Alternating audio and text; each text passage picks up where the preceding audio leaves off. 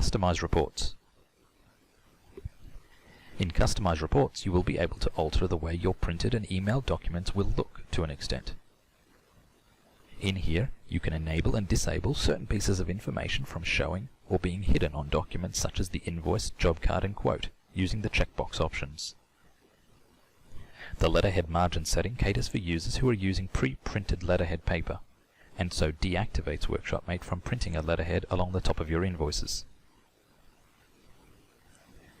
Below that, you have the ability to upload either a logo image for the display in the top left corner of your invoices, or to upload a banner image for display along the top of your invoices. Footer templates allow you to change the wording that is added along the bottom of each document in the system: invoices, repair orders, quotes, and customer statements.